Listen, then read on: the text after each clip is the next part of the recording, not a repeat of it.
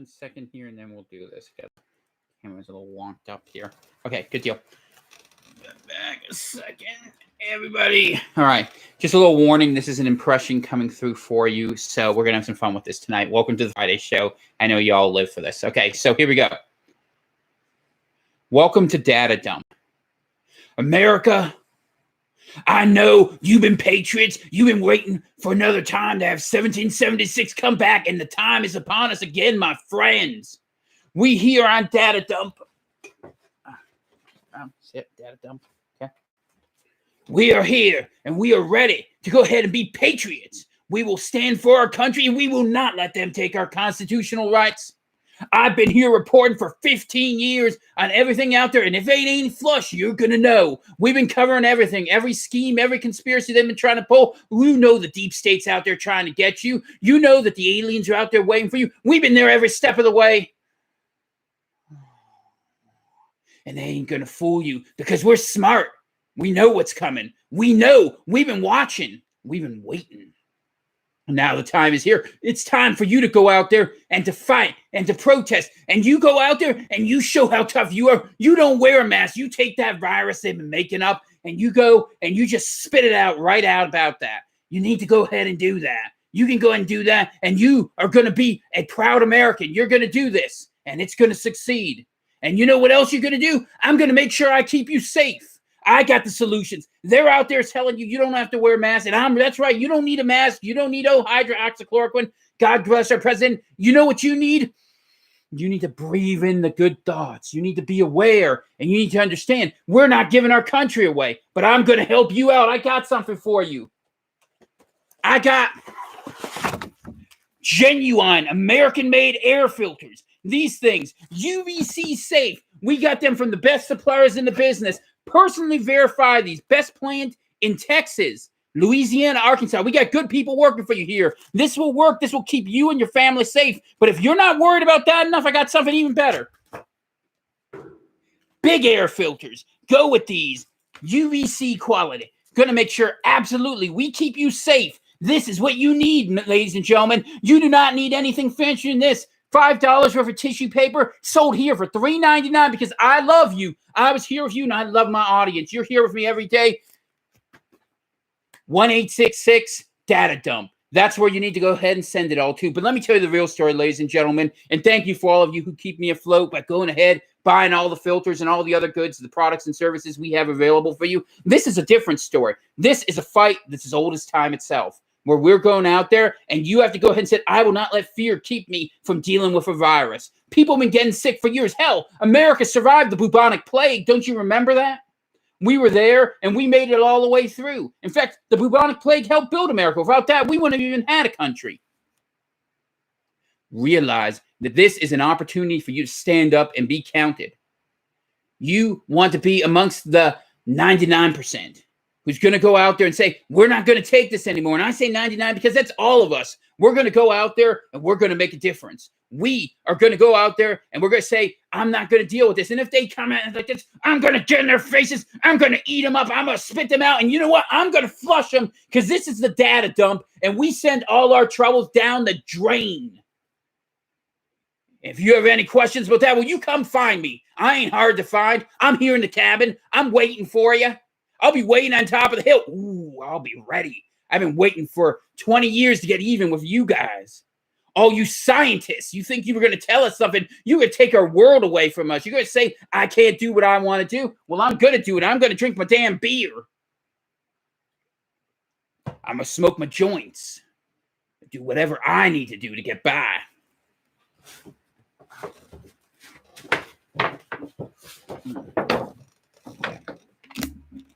That's not needed in the background. Anyway, we're going to take some questions from the callers today. See what y'all have to say out here in America. Let's see who our first caller is. Who we got out here. We got John up there in New York.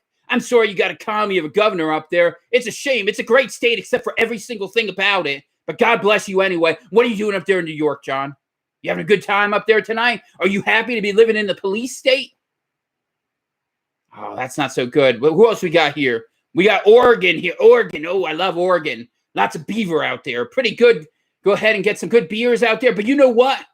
Here, they got a commie up there, too. The red flag is waving, ladies and gentlemen. They are trying to give you money to survive, but let me tell you, that money comes with a bigger price tag. That is your freedom and your liberty, and it is going to be taken from you. And if you don't go out there, take your job, go back to work, and pay your bills the right way, when are you ever going to do it again? When are you ever going to go ahead and pay to make those bankers happy? Are you going to do that? Are you? That's the real story. That, my friends, is the data dump. And let me tell you something. We filter through the information so you can know what's real and what isn't. But here at the end, they get me so mad. You don't understand. I'm angry. Didn't supposed to be this way, but I was watching. I knew it was coming. I was waiting for this because I was waiting for everything. If they had blue rain fall out of the sky, I've been waiting for that too because I'm ready for anything. I'm the umbrella of justice. You understand that? And one day you will understand these things, but that's okay. Until then, we will stay here. And let me tell you something. Don't be in a rush if you don't hear the flush. This has been Data Dump. I'm your host, Double Dan. I've been up here taking care of everything for you. God bless you. God bless the United States of America. Okay. So in case you don't know who that was loosely based on, someone from Austin, Texas, we had a little bit of fun with that. So I tried to have a little bit of fun. Let's see if it worked. But yeah, I did get a haircut. Some of you did notice that. I did not do it for the show. The wife did it, and she did an excellent job, in my opinion, which isn't surprising because she usually does. But thank you for tuning in tonight. Welcome to Coronavirus Central. That's why it's too bright in here. And it's actually hard to do that deep, gravelly voice for me. But hopefully you guys had some fun with it. I literally went and dug up some of my air filters to make that work. And that would be a lot of fun. So hopefully you guys enjoyed it and had a good time with that. All right. So we are here. It is the Friday show. Welcome one, welcome all. Thank you for joining in tonight. Sometimes it's hard. I had more fun with the Wednesday night character, and I don't usually do Wednesday night characters, but I did it because I felt like it, and I'll figure out some more things that I wanted to do for you. But it was just hard today. It's been kind of a long day, and frankly, I need a beer. I'm probably not going to get too messed up tonight, but I will be here. I will answer your questions. We will go forward, and we will answer everything. And, you know, with all respect to Alex, who actually I've listened to for a number of years, and who has some very good points and some very insane comments, and you just have to learn to sift between them. It's always interesting to hear different points. And to be honest with you, it's a lot easier to make fun of right-wing people only because they're more theatrical, not because there's less to be made fun of, but it's just not as fun. If I come out here droll, and I do it from time to time, we'll see. Now that I got the Lenin look, maybe I can come out as a proper commissar. But hopefully that will go very well for you. So thank you very much for being here. Let's look at what you guys have for your... I guess I should give you a monologue, right?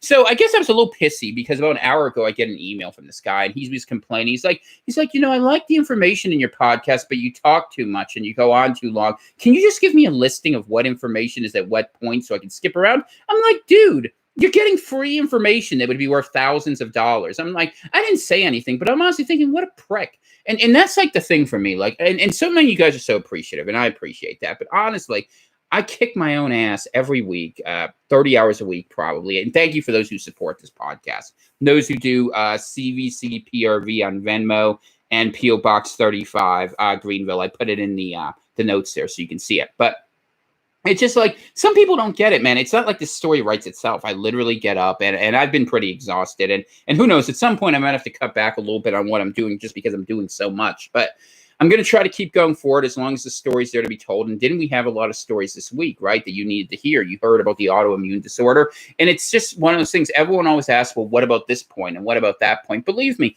I look at the points I don't consider when I put them out there. I mean, if you send me an article I haven't seen, I definitely will take a look at it. Don't misunderstand. But yeah, there are people out there who present a scenario of what the best case scenario is. And I will be the first to tell you, I often present a scenario that's darker because my job is very simple. I am telling you the threats that are out there and offering my best assessment of what might happen. And that in that case, you want to prepare for the bad thing that can hurt you rather than assuming it won't happen to you. And that's really how this whole program is structured as we go through it. And now I'm going to go into the weekend where I collapse into a ball and try to recover, except I got to go clean out the basement this weekend. It's going to be snowing up here to a very large amount in Maine, and I'm sure that will make for an unpleasant weekend. But as we go into this weekend, I'm just sort of watching with a little bit of incredulity because I've been talking to some people today, and really we're in a position where it's kind of curious because none of the solutions are actually solving any of the problems, right? They're opening up all these places around the country, and no one's going to buy anything, so it's killing the businesses, it's getting people at risk, and we have these social distancing rules that I don't think are necessarily connected to any of the research about transmissibility. It's just something someone put out there, like the 14-day quarantines that didn't work, and we're following those. And we have a whole bunch of people in a hard financial spot who need a lot of help, and they're not really getting any. Instead, we just see sort of politicians talking about things, and everyone's at home in a holding pattern, wondering what's going to happen next. And it's not really much of a solution because everyone's reacting, everyone's watching what everyone else is doing, and no one's getting in front of this. I mean, Lord knows I'd love to get in front of it. If I was governor of Maine, we'd have our own country by now. Everyone would be taken care of. We'd be sitting here at home. We'd be safe at least. You'd be taken care of, and then we'd close our borders against anyone who comes in. I thought that was the most interesting thing of what I shared today, that those Russian oligarchs were literally doing that. But here we have collective paralysis by analysis. It's indecision because everyone's afraid of how everyone else is going to react. And unfortunately, we have a vacuum of leadership in the West. And that's been the big problem at the heart of this.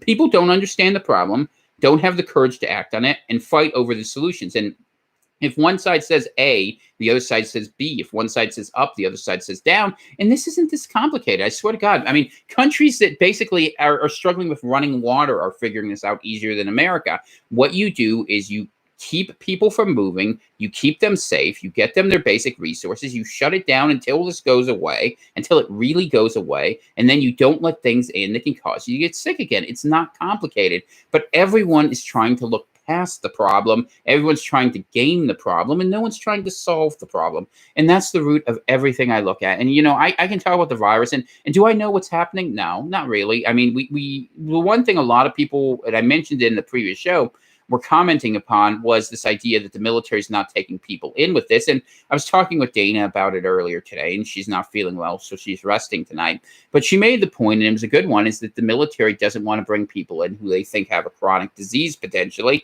And to me, that's actually the simplest and therefore most logical explanation for why they're making the decisions they are the way they are, because they don't want to go ahead and put themselves in a position where they have that liability. And so what are they doing is they're choosing not to bring people in. But what I look at is we have a country that is in a really weird place, and we're going to have to figure out solutions for it. And we had a group we were working with, a couple of us were talking with one another in the in the Telegram group.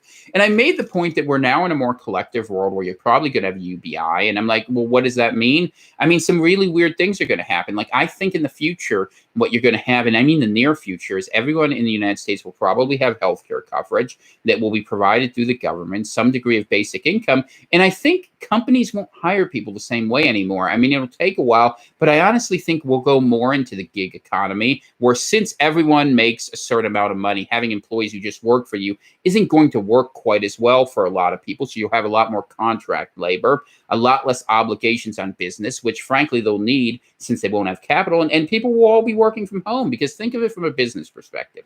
I mean, think of it from the restaurant perspective, what they're dealing with. They have to pay the overhead, they have to pay the rent, they have to pay or a mortgage, they have to pay for the lights, they have to pay for all these things. And realistically, you're not going to want to have people in place with high expenses, because there's not going to be a lot of disposable income. So we're going to work from home, we're going to eat from home, and we're going to have a totally new social function where we are going to hollow out the places where people gather in big numbers, because this thing's going to keep bouncing around. It's going to go, in my opinion, from animals to people, people to animals, new strains. It's going to be like the flu. And until we find a solution, it's going to go around and around again. And I tell you what, I don't think we're going to find one. I mean, I know some people are very optimistic, but I mean, unless you come up with a nanotechnology solution, and that has bigger problems sometimes than the virus does. So I don't really like that. But I think what you're going to see is a new structure to society eventually emerge. And regardless of the government, which I think is making itself irrelevant, I think the new America Inc. is going to be the Federal Reserve owning everything, working with the state governments, and increasingly DC will be an echo chamber.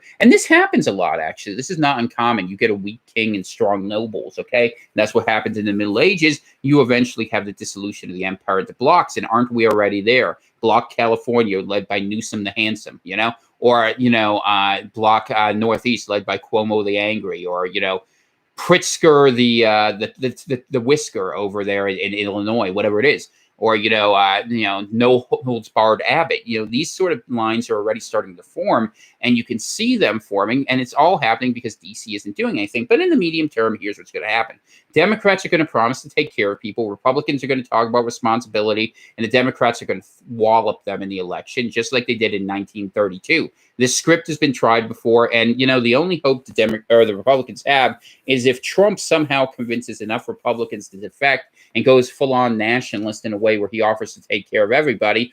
But they're probably not going to do that for a lot of different reasons, not the least of which is the Constitution. But ultimately, people don't really care about laws when they're not getting their basic needs met, which is the ability to provide food, income, safety, and welfare. And we've seen that because they did that already in America in 1932. They did that already in 1964. They did that in 2008, and they're going to do it again here in 2020. And, if the Democrats somehow manage to get Joe Biden out of the way, it'll work even better for them because Lord knows going into this battle with a punching bag doesn't necessarily work very well.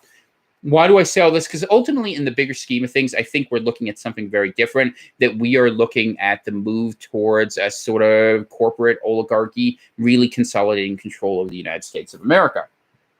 If it can hold it together, which I'm not sure, A, it can, and B, we should allow it. Not because of the fact that I have so much love for this government. I have my own opinions about that. But I do actually believe in liberties. I believe in the Bill of Rights, in spite of all my little jokes about things, and that we should find a different way to do it. But we, the people, will have to do it. And we're going to have to do it at a time where we're kind of sitting at home. So that's going to be difficult because Lord knows running for office when you don't have money isn't going to be good. But hey, maybe someone will entertain you enough to get there. Okay, so that's out there. In terms of the virus, big question I always get asked is, why do I say the things about antibodies, reinfections, autoimmune? Because we don't understand this. And I think the one thing people really miss, and the single biggest thing I want people to understand about this is it's constantly evolving. And they say, well, it mutates slowly. Based on what? I mean, the evidence, they've already got how many strains out there? We've seen like 80. I don't think that's slow. I think that's pretty quick. Not only that, you have inserts and you have state actors doing shady things out there, You got all of China all of a sudden on the internet. That's not something that's an accident.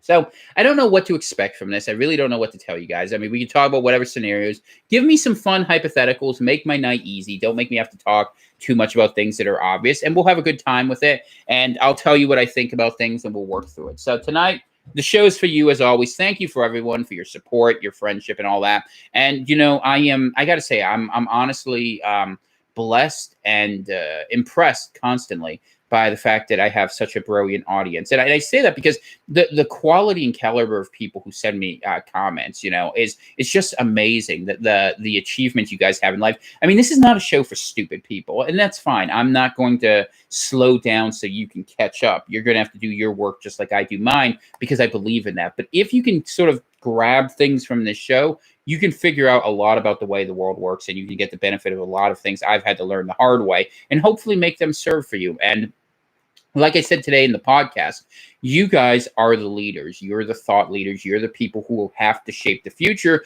because if you don't, you're going to have morons make you want to kill yourself. And I'm just saying that. I've learned that the hard way. One of the reasons I'm not by temperament someone who likes to be a leader. I'm not, some of you know my history a little bit. I don't want to necessarily go out there and do things. I didn't move to rural Maine because I wanted to draw attention to myself. I did the exact opposite. I've been trying for 5 years to be left alone, and I've failed at it miserably. But the worst thing is watching people take situations that are utterly easy to solve, or at least they seem easy. I mean, you guys tell me, did you think this thing was as hard? Could you have imagined screwing it up as badly as America has? But you watch that and you're like, okay, listen, just get out of the way. Maybe that's why I'm a monarchist. I'm sick of having to go ahead and have a democracy where there's 3 morons and a smart person trying to just go, oh God, no, don't do it again. Don't do it again. Don't do it again. And it happens that way because you wouldn't do that in any other thing. You would ask the best person for the job to jump to the front. And that's kind of where the whole world is going to end up going out of this. And frankly, it's a good return because we've been stagnating for a very long time. Yeah, we've been having fun, and we've been having a big bender, and we've been having a bunch of materialism. But civilization isn't going forward. Have you noticed that? As much as technology is, people are unhappy. They don't have any purpose. They're lingering and malingering. So now we're going to try something different. And eventually we will learn something better, either because it got so bad, we're going to be like, no, we're not ever doing that again. Or because we have a spark of inspiration. Maybe, the Lord jumps in and helps us and we do something better. Or, the third option is it's the apocalypse, in which case, hey, at least you're listening to a show of prayer every day, right? So that's my thoughts on that. That's a good start to today. And let's get into your questions. All right. I'm ready for some good news that's based on facts. Well, we'll have some good news before the end of this show. The good news, I guess, if what would be some good news? The good news is that I think people are responding calmly and rationally in a lot of places. I think that a lot of people are being conscientious. That's good news. And I think there's going to be America is an incredibly rich country. So there's going to be food enough to get by for a while. And that hopefully we do something smart between now and then. And people are starting to have better conversations. I mean, the good news, I guess, if there is any, is that we're having a conversation. 6 months ago, we could not have had this conversation. We would not have. We would have been at each other's throats. That is good news. So, Liz, glad you're here. Hope all is well down there in Tucson. Hopefully you found my little impression entertaining. Do I think there's any possibility Biden could drop out if he's really losing it mentally? For instance, what if he can't even form sentences for a debate? He's absent now. If not, who is his VP? He has promised he's going to select a woman. And, if I was him, well, it's hard. I think the Democrats would do well to push him aside. But if Biden stays in and he picks a woman and you held a gun to my head and I had to pick, my top choices would be Amy Klobuchar, Senator of Minnesota. If he wants to unite with the progressive wing, he might talk with Elizabeth Warren. She'd probably be my third choice. Maybe that woman you hear about in Georgia, Stacey Abrams, just because putting a minority on the ticket will probably make a lot of Democrat constituencies happy. And the choice he should never pick is Hillary Clinton because she'll have him murdered 5 seconds later. Sorry. But yeah, the Clintons are pretty bloodthirsty. But to be honest with you, I really think the Democrats need someone who is more forceful. Trump would potentially eat Biden up in a debate, and Biden doesn't really seem totally lucid. But I don't, the Democrats voted for that. So I don't know why they did. You'd have to look at why people vote in Democratic primaries and how that works. I have a very cynical view of that, and I'm going to refrain from going into that unless you guys ask me here. So, but if not, I think he needs to pick someone who, as VP, would be credible as vice president. And I think Klobuchar is probably a pretty good pick since he's committed to picking a woman. If you move him aside, who would you run with instead? I mean, I think Cuomo or Newsom maybe would be people who would have a lot of support on that side. I mean, God, I hate always picking these people from these big, powerful states. But the thing is, you need someone who's willing to brawl a little bit if you're going to get in there with Trump, or you're going to need to get someone who will manage to make him look really kind of stupid. And that is kind of a little bit of a challenge because he's a smart guy and he likes to fight a little bit. So the trick is, if you were going to debate Trump, I think what you would have to do is get him to expose his ignorance, seem sort of cool, and eventually play him to be a bully. But, I'm not a campaign manager anymore, and I've never had that ability. But Trump is good in a pinch, and he's good in a fight. And the thing about it is, when people vote for a president, they kind of are voting for a war leader too. So you're going to need someone who can project strength. I mean, all other things being equal, people are most likely to vote for the taller guy. It's the reason we haven't had a woman as a president. Men don't want to be led by a woman. Sorry. And women don't trust other women. Also, sorry. Just true. I mean, these are things you learn if you're in politics. You don't really say them, but there's reasons why things happen the way they do. And it's not a comment on the qualifications of any given individual to do the job. The problem is, in order to become president of the United States, in theory, you have to win a beauty contest. And when you win a beauty pageant, you're not judging who is the best person or who's the most qualified person. You're judging, hey, what am I most interested in? And that's what we do. We have celebrity leadership. And that's no accident, by the way. It's one of the problems here, realistically. And it's why I think governors might, in a more interesting world, not give some of the power back they've taken. So glad for the question. Thanks for that, Breadbox. Throttle Grim, glad you're here. Joseph, glad you're here. Show us, what's my thoughts on the house rental market, Florida, given people may have difficulty getting mortgages? Well, the problem is landlords are going to have difficulty getting paid. So I think if you're willing to pay, landlords are going to love you at this point if you're looking at independent landlords. If you're looking at apartment complexes, I don't know, because on the one hand, everyone's credit's going to look real crappy. And I know they like credits and they like deposits. On the other hand, they're going to have a lot of empty rooms. So I think that ultimately rentals are kind of a weird market anyway. I think eventually they're going to have to give in and let people in a little more easily. But I suspect you're going to see a lot of those buildings that have a lot of tenants close down. And if this goes on too much longer or a bad second wave happens, I think you're going to see a real collapse in real estate prices. I predicted that. And I think you're going to see it 3 to 6 months down the road because banks are already closing off credit to get housing. People don't have collateral income to spend, and the housing market's been overpriced for a very, very long time. Problem is, a lot of institutional finance is caught up in that. So when that starts to go down, it will deepen the depression because all that stuff you remember from 2007 and 2008, that's going to be coming back into the game. So I think if you are looking, though, in terms of what you want to do in that play, the thing I recommend to most people is get to a place you feel comfortable with. Your mobility that you have now, especially if there's an open, may not be available later. And that I would not overinvest into buying a property because I think the prices are high. If you have cash capital, I would try to get into an area, find a low rent area, not low rent area, but a relatively low rent house near where you want to be, or maybe a house you want to potentially buy in the fullness of time or in close proximity and move through that way if you can do so. And think about that actually seriously. If you're someone who's caught up in a telemarket or a telecommuting thing, and you live in a city and you want an opportunity to go out to the country and you actually are an indispensable employee, now is the time to leverage that to say, hey, you know what? I want to work in a contract, and even say, hey, I want to make it good for the company. I'll give back 10% and I can move, because then instead of paying $2,000 in rent to live in a city, you could pay $1,000 to live in the country. And even if you've lost 10%, because taxes are going to have to go up, and they're going to go up on real money, you'll be in better shape if you're in a place where you make more than the area makes by telecommuting, and at the same time you're spending a lot less, so you're getting hit less with taxes, and you're going to be able to be eligible for other programs it goes through. And I'm going to say something, and God knows this is going to offend some Republicans in here, and I don't mind saying it. If you can game the system, now is the time you need to be doing it, because honestly the system is gaming you. It's just the way it is, and that's going to be the future. If it doesn't go that way, it will end up falling apart, because there's no way to have the level of consumption that's required naturally to keep this economy going. The people who are in the think tanks already realize it, and they're going to throw money eventually at people at the bottom, hoping you spend it. And if you don't spend it, they're going to keep throwing it at you until you start spending it, or until the system collapses, because ultimately that's the only choice they're going to have left. Because as long as you don't leave the house, they're going to have to figure out a way to get you to online purchase things, because you're not doing it the way they want you to do it. And realistically, it's going to be fun to watch here as we go through May, and you're going to see a lot of small businesses go into bankruptcy. And I don't mean fun. That's a terrible word.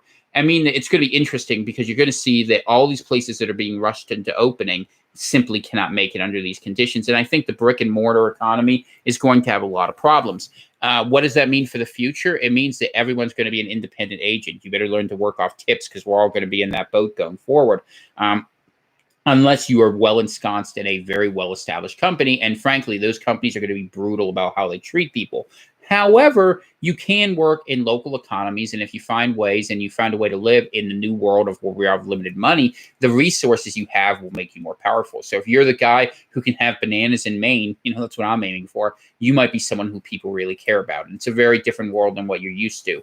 But I would say building networks and connections is probably the more important thing. And that was what happened when things kind of fell apart in the Middle Ages and other times. It was your skill sets that gave you value. So if you're bored, develop a skill set you can do, and it's something that will be useful. I do think one thing that will come back in a big way is the ability to repair, fix, mend, and do things. If you're the guy, if you're a seamstress, if you're a smith, if you have those skill sets, maybe you had a hobby you always loved, things are going to get simple, and that's not a bad thing in a lot of ways, before they get complex again. And I think this idea we're all going to go back to the way it was. I mean, honestly, do you want to go back? I mean, you guys tell me. You're here. You're smart people. You're high agency. Was the world the way it was before a place you actually liked? Now, for me, I'll admit I didn't. I was a dissident, and that's one of the reasons why, I've sat here and I've watched this. I saw it coming because I saw all the problems up front. But a lot of people have learned about a lot of problems they probably didn't know much about before this happened. So I ask you what you think. All right, so Bunker, good to see you here. Lisa, I made a little comment about Oregon. Glad to see you, but we do love people from up there, and I hope I get a chance to come back there again sometime. So thank you for the look. Yeah, no, my wife went ahead and she gave me a haircut. So Chuck, good to see you here. Aster, glad you're here. I hope you're doing well down in Louisiana. Joel says something looks different. Did I shave something? Yeah, the beard is less scraggly. So instead of looking like General Beauregard, I now look like Vladimir Lenin, which my wife said she gave me a proper Slavic look, since that's my primary ancestry. And I think I like it because, when you have that big beard, eating if it's just a nightmare. But thank you, Audra. I appreciate it. So I've had a lot of fun here, and I'm just, like I said, just having fun. And we make fun of everyone. Look, I'm an equal opportunity offender, not a problem here. So let's see. I need to pray the virus away. Absolutely, man. I mean, that's it. So let me just look real fast at one thing here as we go here. Let's see. The shock experiment, the Milgram experiment on obedience to authority figures. Yeah, look, Pavlov had the right of it, man. People respond to triggers. There are very few people who are independent thinkers. I managed to be one of them, but I will say it's a high price. We talk about that all the time, and that's a problem. Complete your census. And Carbon says it's funny. Thank you. What is Butterworth's backstory? What is Butterworth's backstory, man? That is detailed. You must have been talking to the wife to know about that. Butterworth's backstory. Butterworth is a shark that's in here. I can't reach him from where I'm sitting, but Dana would have to tell you that. We'll see. Dana will come on one day. Maybe she'll tell you some of the stories. He must have came on during Murray's episode, so if I remember right. That's really funny, actually, that you remember that. You have a good memory. So let's see. Justin says Alex Jones's little brother. Absolutely. So Alex is hilarious, though, but his shtick actually does sell because people watch for the theatrics. I mean, a lot of politics. You can probably learn more about politics rather than going to college. I tell you what, if I was going to give, people always ask me for advice how you learn things. If you want to learn how politics works, don't go to college and get a degree. Watch wrestling from the 1990s, pro wrestling. Play a couple games of poker. And maybe watch Alex Jones cut a promo. Literally, it's a lot more like that than you think. Other than that, it's rich people saying, hey, do this or I'm going to stop funding you. And basically, I'm going to fund your opponent. The truth is, most politicians are stuck being like poor Jeb Bush. And I'm not saying that because I love the Bush family, but the dude literally was getting torched by his donors. It's very hard to be independent in this world because a few people have a lot of money and they like to throw their weight around like elephants. It's really kind of sad, but this is it. So I'm glad you guys like the filter. Data dump Dan. Yeah, it's good stuff, right? This is an awesome impression. I actually know the people who are saying the phrases you're using. I know I've had a little bit of fun with them. And to be honest with you, they're not wrong about everything. They are actually right about some things when it comes to liberties and whatnot. And some of the things you should be willing to consider things you're not always out there. Believe me, the mainstream sources are not your friend either. What is your friend is having a critical, analytical mind and that you are able to do that and to see beyond the sort of easy divisions that are out there and understand most of the world exists in a pretty gray area. So, do I have any supplements for sales? You know what? If you guys would buy them, I could probably subcontract them. I actually know the group. It's called Global Healing Center that Alex Jones gets most of his stuff from. And what you find is a lot of these places that sell goods, they go out there and what they'll do is they'll put their own brand label on it, mark it up about 20%, and then give you a 10% discount, kind of like Black Friday sales. And that's a pretty common thing. But on the other hand, I don't blame them because the reality is whether you agree with him or disagree with him or anyone for that matter, as we have been dealing with censorship for a very long time on certain ideas, and I am a purist in this regard. I think that people should be able to come on the internet and say things, and YouTube has done a very poor job of that, censoring a lot of people, demonetizing people arbitrarily because their ideas make people feel bad. Well, ideas shouldn't be judged on whether they make you feel good or bad. They should be judged on whether they're accurate or inaccurate. And sometimes things that make you feel very bad will make you survive. And I think that's one of the things I would love to see happen much more often. I think that is something that is important. That's one of the things I try to do in my show. People appreciate that I come in here and I just lay it out for you. And I guess it's hard sometimes because I get exasperated.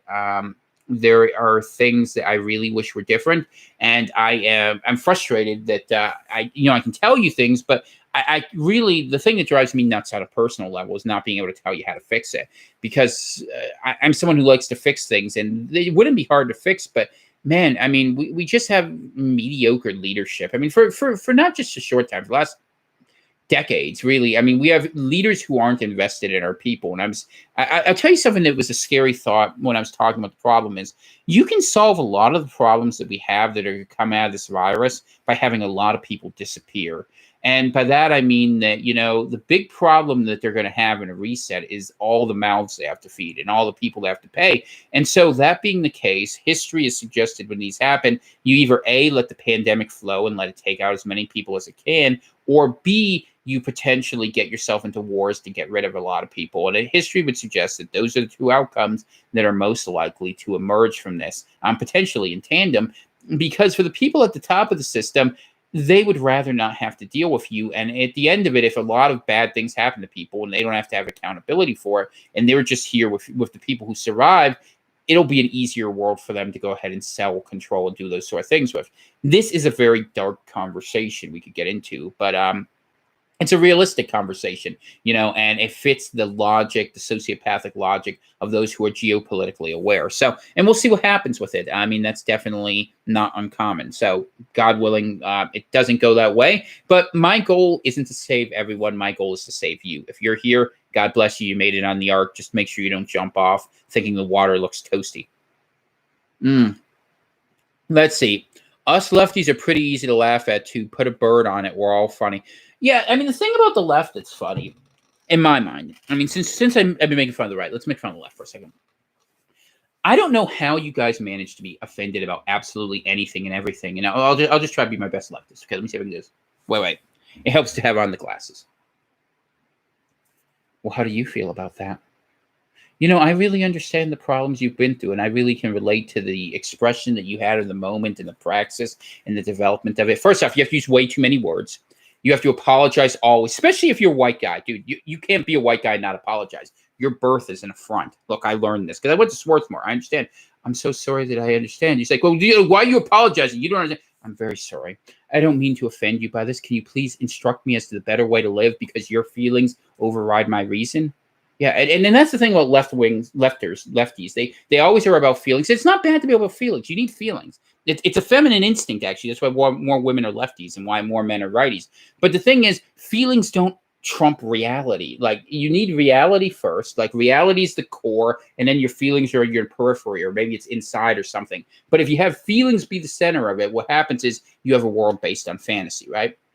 And the problem with a world based on fantasy is when reality hits it like a ton of bricks, you don't know what to do. And it's been kind of interesting. Like, I've been talking to a lot of people who are realistically say, oh, yeah, no, all that stuff was silly. But yet you would have not talked to people and destroyed lives of them and said, well, they deserved it. They were nasty people.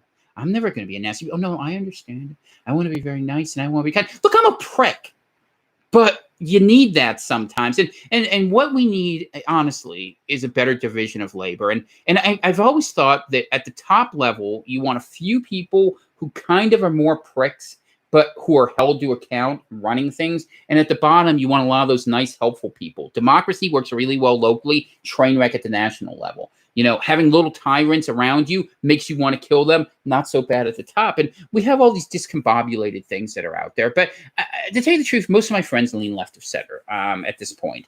Even though I work politically with righties, because righties are very ideological. Every right-wing person is not everyone, but most of them are hyper-individualistic, and they're determined they're right, and they will abandon you in 5 seconds if you don't agree with them. And that's the problem with the right. That's why the left ultimately wins. It's the ants crowding the lion. That's what actually happens. And try to get a group of lions to work together, it ends up being a blood sport. And that's why when you look at movements on the right, it doesn't work all the time, because we're always fighting one another, and people on the left come like a bored herd, and that's how it works.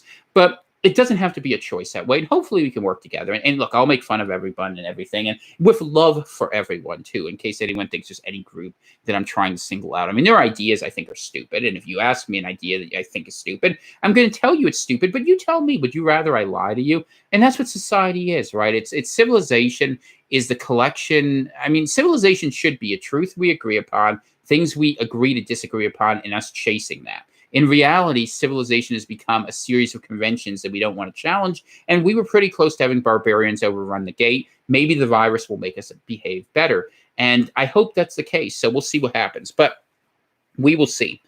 All right, so Sarah says, is it normal for other viruses to be found in semen? It does happen sometimes, absolutely. AK other coronaviruses, not as common, never happened, but it's not something you would see happen too often. And we'll see if that actually holds up. It could be surface contamination. I think that's very possible, although I don't really want to think about how that gets surface contamination. This isn't a fertility clinic. All right, so put a bird on it. Love it. Who is the better wizard, Harry Potter or Gandalf? Oh, of course it's Gandalf, dude. Look, I'd be rocking Slytherin colors if it came to it. I'm not even going to pretend that's the case. Gryffindors are a bunch of goody two-shoes, and those are the people who'd always sell you out in a heartbeat. Yeah, and not going with that. So yeah, Gandalf is the better wizard, absolutely. In terms of what we have here, because I was like my giving me these odd comparisons of who would make. Although you really shouldn't be asking that. What would be a better comparison for who would make a better wizard? You really should compare him to Dumbledore. But I think it's kind of like juvenile. Like for instance, we say we're in Dumbledore's army. We're fighting. Dude, life isn't a fantasy tale. I mean, look, I'd love to roll around with Aragorn, okay, but that's just not the way it works. And when people retreat to adult juvenilism, it's not a good look. It doesn't work well. And unfortunately, that's what's happened because for so long we haven't had to deal with reality. I mean, in a way, it's kind of good we're being pushed into this. Everyone said Gandalf, so that's good. Four-letter word, snow. Well, you know who was a better leader? President Snow. If we're going to talk about pop culture, right? Maybe I should just do like a pop culture show where I pretend I'm Chili Palmer sitting here, reminiscing over 90s crap. What I would say is that, leadership is really difficult. And actually, you have to be very mindful of how you move different groups around. And it is fragile because if a certain thing comes at you the wrong way, it's the thing you don't prepare for that gets you. 55 viewers and only 12 likes. Yeah, what's with that? I'm at 69 viewers, only 21 likes. If you guys don't like me that much, what the hell are you doing here? Do I have any more information on kids popping up with Kawasaki disease after coronavirus? We're going to talk about symptoms on Monday. There are cases I'm reading about that are happening in other countries, Sarah, so we'll have more detail with it. The problem with the studies I've seen is that a number of the people who have it are not showing for having coronavirus in their how should I say, in the testing, but I am sort of wondering if we start seeing a glut of obscure diseases. To me, that suggests that coronavirus may be conveying an immunity dysfunction where other things are going through, because that's what happens with HIV and AIDS, that you have people get secondary illnesses because something is happening with dysregulation of the immune system. And I actually think that is going to be a much bigger problem that gets out there. And I think it's going to make our argument writ large in society so much worse, because people are going to say, they're not dying from coronavirus, they're dying from this and they're dying from that, when in fact they very well may be. And that's something we're going to have to look at very closely.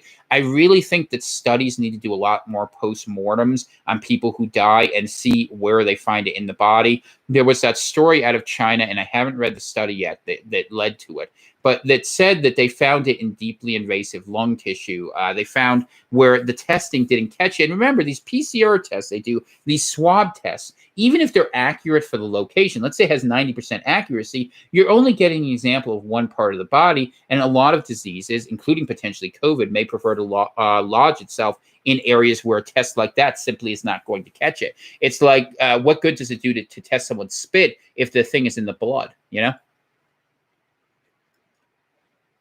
When doctors talk about COVID exacerbated for those with diabetes and high blood pressure, do they discern between those on meds and condition under control and those undiagnosed?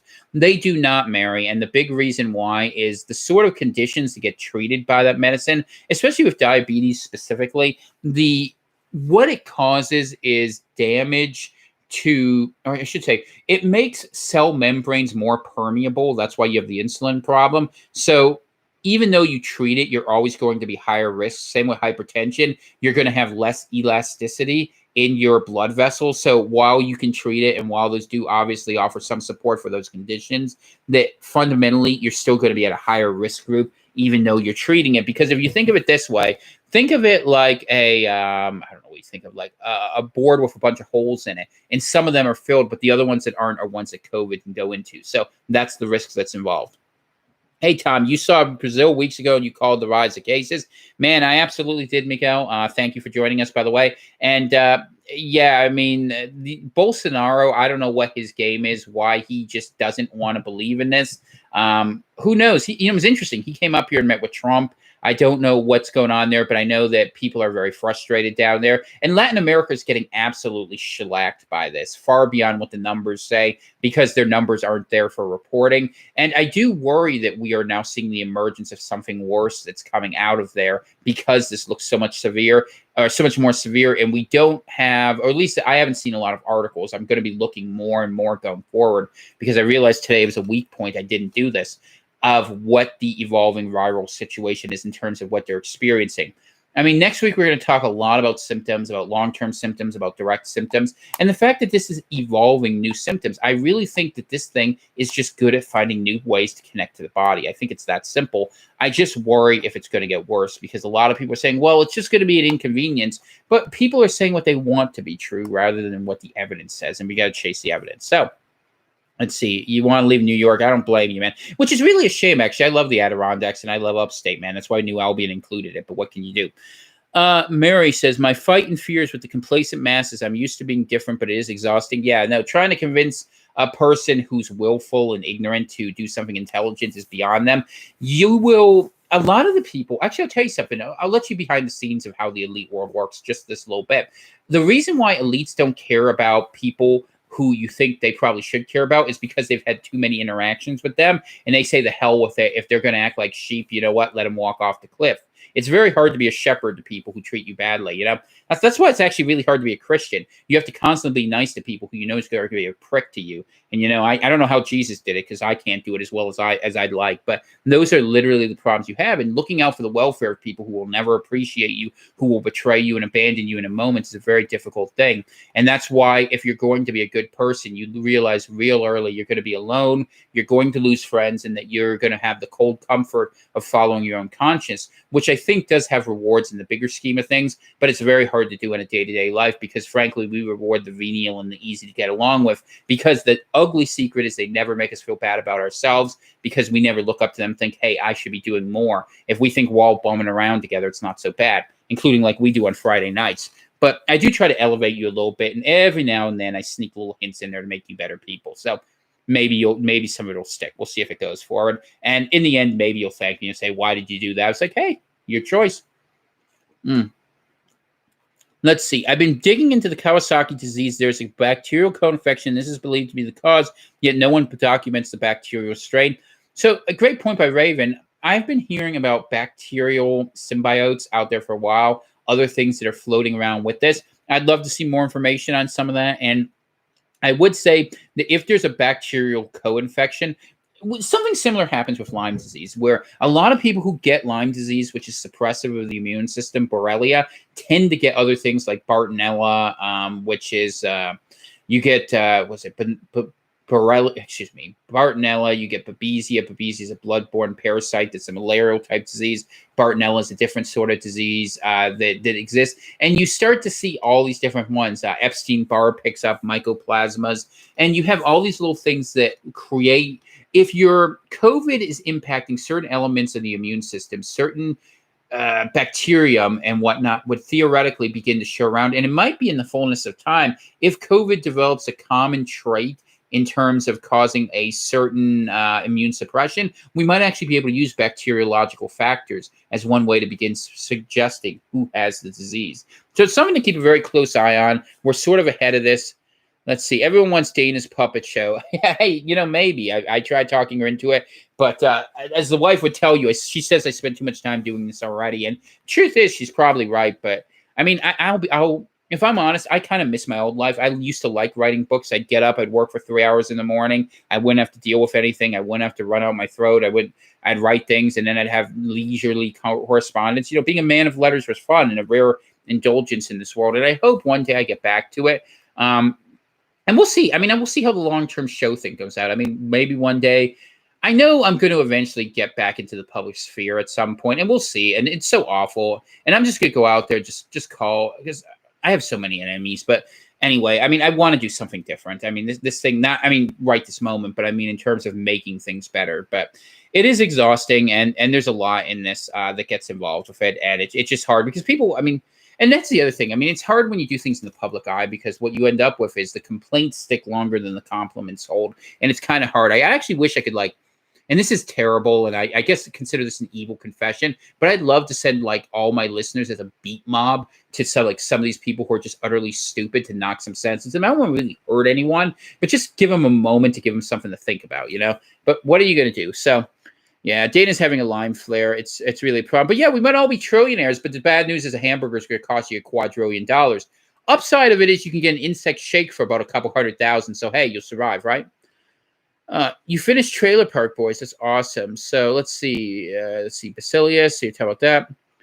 I've been focused on what you were saying, Tom, and just finally directed my glance to your shirt. Yeah, no, I have this flag. Oh, if you're curious, so we'll take about. I stand for the flag and I kneel at the cross. So I have a lot of right-wing shirts. I could come on here and look very right-wing. I'm around a lot of right-wing people, but I could come on here wearing a Doctor Who shirt. I'm pretty flexible. I'm a man of a million disguises, as much as you can be with having an egg-shaped head like mine. Really, what they should do is recast me as Dr. Robotnik in the next Sonic the Hedgehog. I have the look for it already.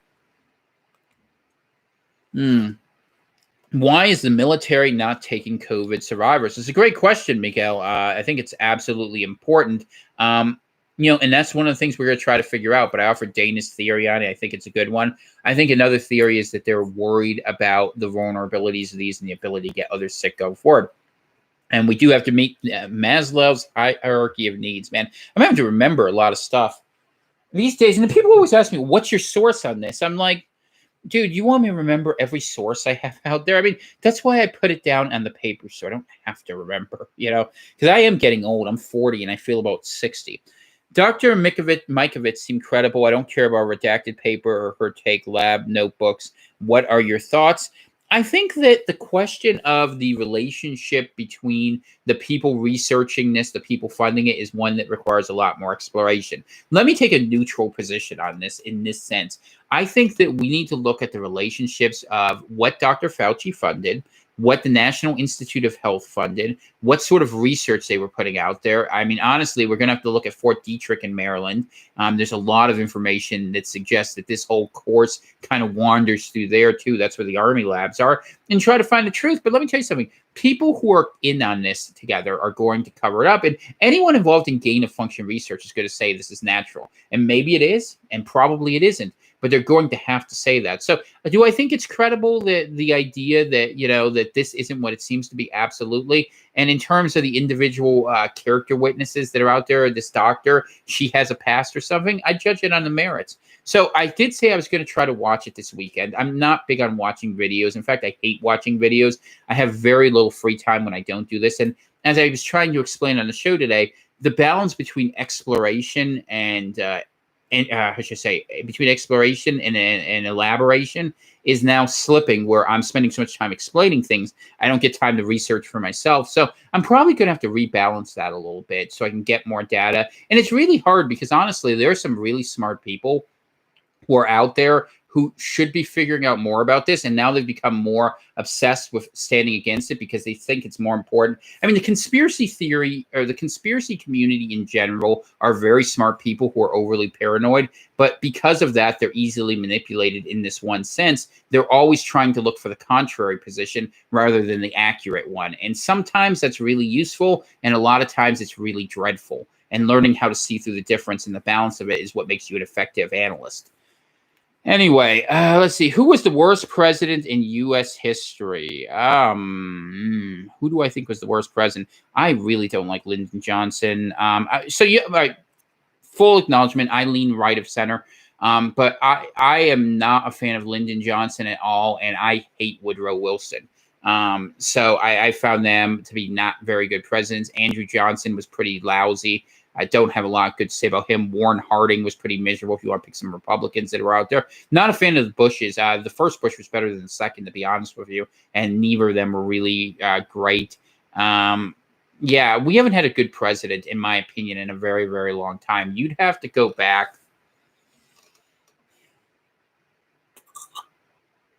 Let me tell you a president I like. I like Andrew Jackson. I like... See... All right. God, you guys are going to make me go down a rabbit hole. Okay, here's my problem. I'm under the opinion that a lot of the wars we got into, and most of the people who like certain presidents say, oh, he led us through this war, were wars that a better president would have avoided. James K. Polk was probably a really good president. No one ever talks about him. He got in, he got out, he didn't get himself in too deeply. And in that sense, I give George Bush the elder a lot of credit getting in and getting out of Iraq, which he did, frankly, to keep the Saudis happy, to keep the oil where it needed to be. But fundamentally, the way the younger did it wasn't as good. And the problem you run into is that the wars America has fought, I could make the argument, and I've made it in books. This isn't the venue for it, but I'll make it if you guys ask specific questions, that America hasn't fought a war it had fought since the Revolutionary War. And that's a strong statement. And I'm not here to exonerate the different actors of the various wars in which we fought, but rather to make clear that the gains we got from winning these wars were not greater than the losses we incurred in terms of liberty, real wealth, and status of the people who live in this country. So, who was the worst president in history? Probably Wilson, in my mind, because by the end of Wilson, we ended up getting the IRS, income tax amendments, the precursor to the United Nations, and and the Federal Reserve. So all of that stuff occurred under his watch, more or less. A couple of that might came in right at the end of Taft. But that when you look at that sort of background, even on his deathbed, he said, "My God, I killed the country. I'm sorry for this." And he did a really, really poor job. And in beyond that, if you want to apply modern sensibilities, which I don't, he was, I think he was a former New Jersey, I know he was a Princeton professor. I want to say he was a New Jersey governor. And he was, the only reason he got elected is because Teddy Roosevelt and William Taft split the vote in a way that was kind of ugly, because Roosevelt had the Bull Moose Party, and he was really pissed off that Taft wouldn't get into World War I, because Roosevelt liked every war he could ever get into. That was his big thing. But Wilson won, and he campaigned on it. He kept us out of the war, and then he went and got us in the war anyways. And there's a whole mess with the Balfour Declaration. And I will tell you, you don't hear a lot about World War I because the way America was brought into it was shady. I'll tell you how shady it was, actually. The Lusitania, right? The ship sinking of the Lusitania, that happened. America was sending convoy weapons, as torpedoes, actually, over to the UK. And then they're like, oh, well, they blew up the boat. Of course the Germans blew up the boat. You're sending weapons on it. Or the Zimmerman telegram, where Germany sent a telegram. Germans who speak Germany, or Germans who speak German, Mexicans who speak Spanish, supposedly send this telegram, which was supposedly found in English by the UK yet again. You know, the UK, perfidious Albion, leads you into all these different wars. They go forward, and they end up saying to America, oh, hey, look, they're trying to get back your lost provinces. And Zimmerman, if you start going into the details, was good friends with the UK foreign minister, and ultimately they didn't really work well with the Kaiser in Germany. So America gets tricked into the war in a lot of ways, and a lot of Americans die, and that helps spread the Spanish flu, by the way. It's actually a good example for the sort of crap we're dealing with right now. And then at the end of it, we end up fighting in this whole war. A lot of Americans die. And what do we get out of it?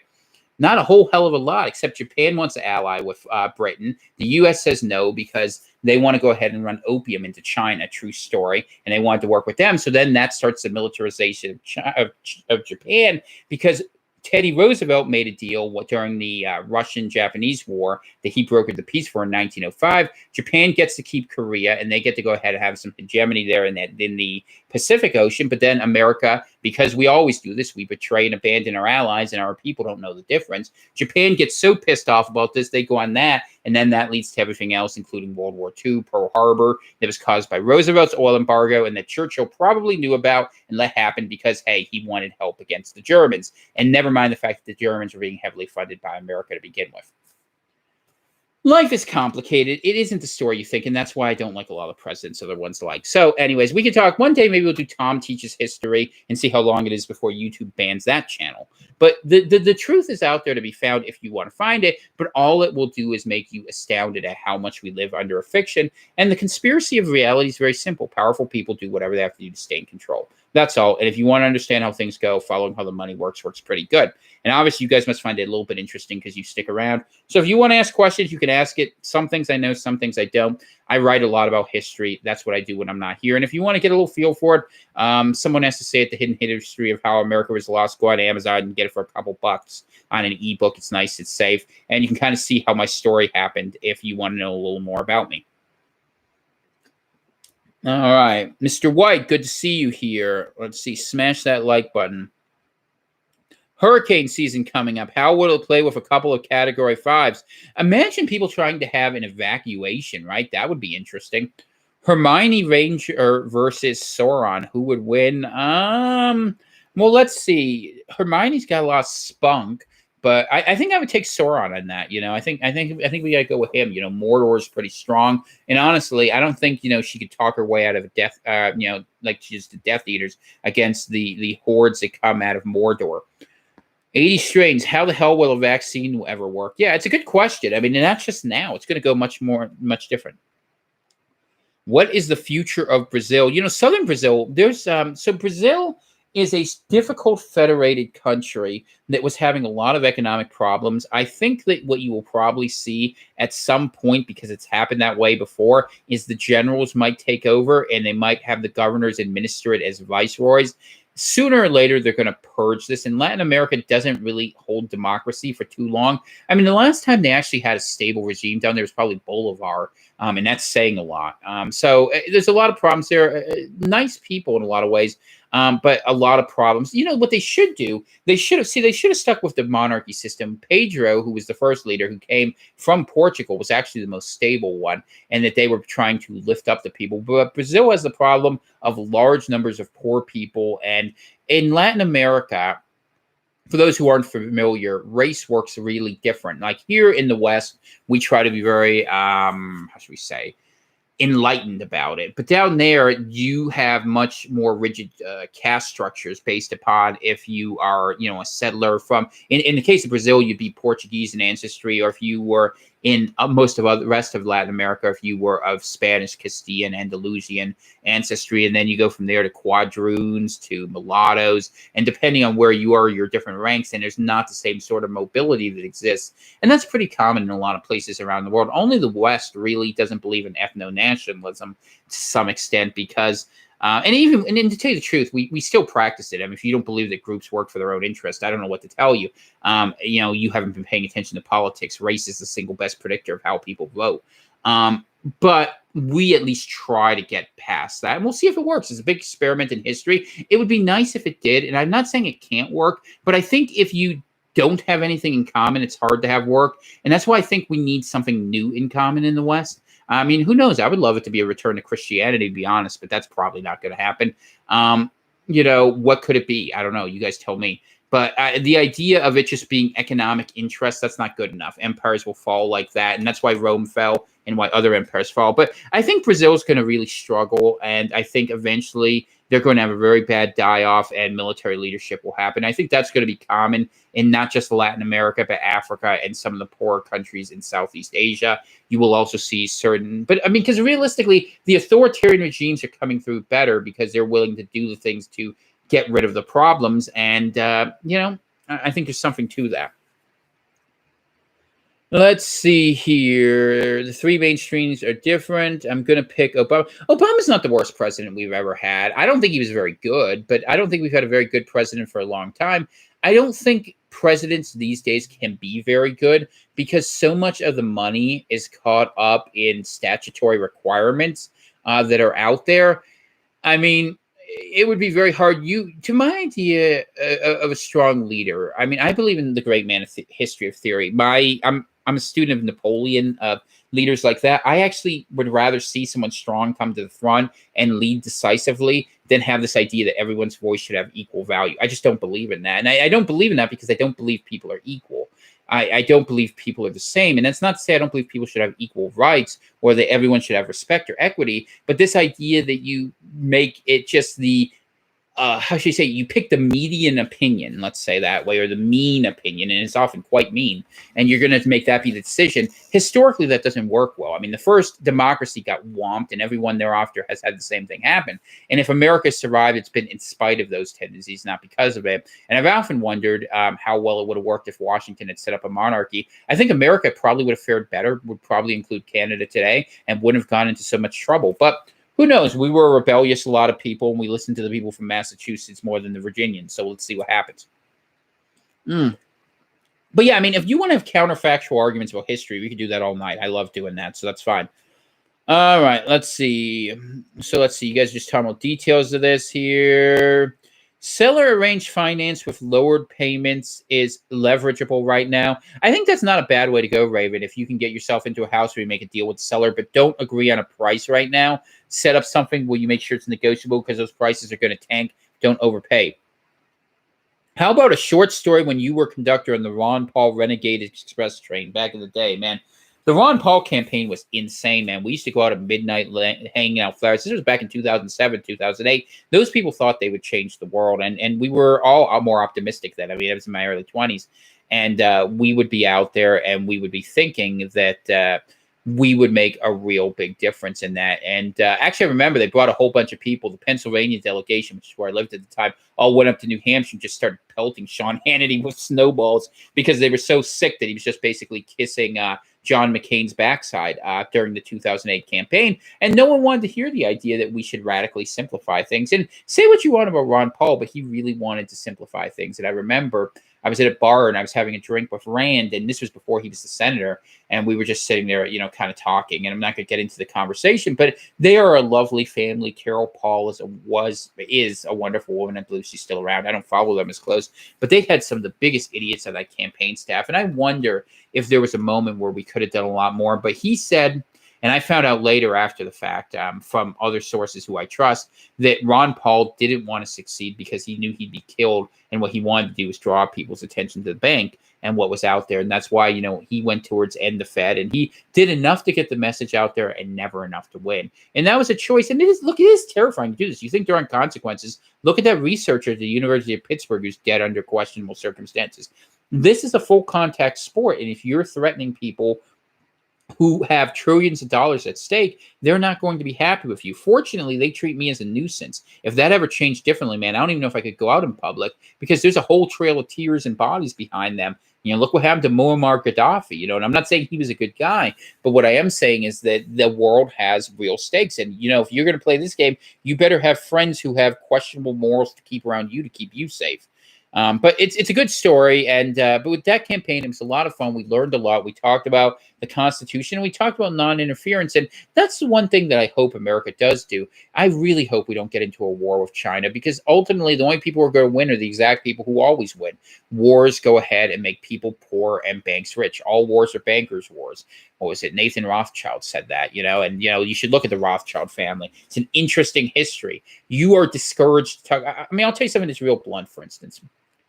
The reason why certain movements, like even, people said, oh, white nationalists are the worst people in America. The reason why white nationalists are the most attacked people in America isn't because they commit the most violence. It isn't that. It's because white nationalists are the people most likely to call out the sort of people who actually run things in this country. And if that difference was allowed to be put out there, you weren't saying that white people were the bad people who were spending all the money, and you looked at it in a little more detail, you'd find that things are sort of predictable in certain ways about which groups do which things in which ways. And look, I'm not attacking anyone. I'm just out here to tell you the truth of what's out there and why things are called out, because the reality is that movement's a bunch of sad guys who are train wrecks, who are really upset all the time about a lot of things and who ultimately get attacked a lot. But I'm not here to endorse it. I want to find a way around all that, because what we need to do, white, black, everyone, every other groups out there, Latino, Asian, we need to find a way to attack the structural implements of power, but we need to do so in a way that has respect for everyone, and that's where I'm at. And that's where I've been at for a long time. People just don't know that. Because if you call out certain groups of people, like Bill de Blasio did, you get in a lot of trouble because they defend their own much more aggressively. And I will say something that it's an interesting thing that the most common museum you see in the United States is to the Holocaust. I'm not minimizing it. I'm not trivializing it. I'm just saying it's an interesting thing to see that in a country where something didn't happen, the most common museum is to that event. And what does that mean, and why is that happening 60, 70 years afterwards? It's an interesting story, isn't it? So that was what the alt-right got in trouble for, pattern recognition, and the alt-right's dead, so it doesn't really matter anyway. We're in a new world, and we can talk about the old world honestly, and the things that went well and the things that went poorly. But realistically, we're at a point where we need to work together, and we have to solve the problems in front of us, and that's all I recommend. And I just tell you these things, not because it's not going to get me in trouble, it will, but because some things have to be said, because they're simply true, and I will say that, including the fact that most of the alt-right was an underlying shit show, and it was exhausting to be a part of. So I will tell you that. Okay. So now you know. So you learn something new every day. And I actually respect, people will be surprised, I actually respect the people who are in power, because they are ruthless and they do what they have to do to be in control. And that's, that's fine. Do I think we will see a cash for clunkers to get auto sales to recover? Man, I don't know. It's a good question, Sam. I think you're going to see a lot of money thrown directly at people eventually. Someone is going to have to do that. So let's see. I have fantastic knowledge, skills, and ability. KSA, right? Kingdom of Saudi Arabia. I'm considering buying land and building a small homestead. Eventually, I'd rent out my house in the city instead of selling because it's too hard for me to move right now. Think this strategy could work? Yes, but you better be careful that you get a renter in there that you're sure about. Make sure you feel really good. Get someone with a family, a reliable job, but it's a good plan. I like it. Old world was barreling toward destruction due to overconsumption, insatiable consumption. Good news is consumption is going to go down. It's going to be localized, and we're not going to be buying a bunch of junk. Everyone will learn from the shock of economic suffering in this to not go buy again the way they used to. And I don't think they can get around that even if they throw money at you. Maybe I'm wrong about that. I'm not 100% sure, but I think that's absolutely true. Ross asked, hey, Tom, on Wednesday's Fireside Love Chat, someone said the incoming polar vortex in May was predicted by the Farmer's Almanac. Does anyone remember that? And can someone drop a link? So let's see. Because I am truly a country boy. I did not know you would ask this question, but this is here because people were literally calling me for this. So let's see if we had anything in here. How cold will winter be? And I'm going to give you, you see that? I'm always ahead of the game. You guys can't catch me. No, sir. Let's see if we have in here average frost dates. I don't know what the hell contents of this is. You know, the problem with all these things is all ads for like different leaf blowing machines in here. So, and you guys don't want to watch me read all this, but let's see if it says anything about the zone. Because it did predict that I would have a later season up here that I'm not supposed to do it yet, but I don't know. I can't find it in here, but they might have had it online. They have an online version, so we'll see. I don't know, but I did have a Farmer's Almanac, so that's kind of fun. And if I find a link, I will too. So we'll see. BioViva. What do you mean there? All right, nice combination. Wrestling, poker, Alex Jones, real life combination. Cognitive Interrupter Alpha. Get yours now. That's a good thing. Anytime you use CIA, that's absolutely smart. The ARC. I'm so far right. I'm a fascist. Yeah, you know what's funny? Most of the people here, actually, it's interesting. People who are very far right and very far left can actually get along really well with one another because we can both sit around and be like, what's wrong with these people? They don't care. It's absolutely funny. Have I heard about the new Democratic Party firing squad? No, everyone stands in a circle. Yeah, no. Well, that's the problem. I mean, the thing is, here's the thing. You really shouldn't build your whole ideology on who's the biggest victim, right? You should try to elevate people. I mean, you really should try to do that. And the Democrats once did that. But honestly, the problem that they ran into is after the Cold War and the absence of a sort of enemy, they basically decided to look at themselves. And you know, if you stare into the mirror too long, you can kind of go through an emo goth period where you hate yourself. Be like, all right, wait, let's do this. Let's have a little fun with this. I wish I could reach the wig because it makes it so much better. I hate that bitch. What she thinks she is? She thinks she has all that stuff. She's so great. She ain't great. She doesn't know nothing. She did this and she did that wrong. She's horrible, America. I don't want to deal with that bitch. Like she knows a thing. Anyway, but that's kind of how it goes. And it's sad. I mean, you can get caught up in self-reflection. And honestly, America is a victim of its own successes in many ways. So hopefully now that we're having some real problems, we can find out if we're actually good at anything. And this is the test of ourselves. It's like the Mighty Mighty Bosch tones, you know? We're going to find. So let's see what happens here. What do I think is going to happen with the jail and prosecution system? You know, the thing about America that's been really cynical for a while is that we've made jails an industry, and we have way more people in jail than we possibly need. I mean, you basically only need violent criminals in jail.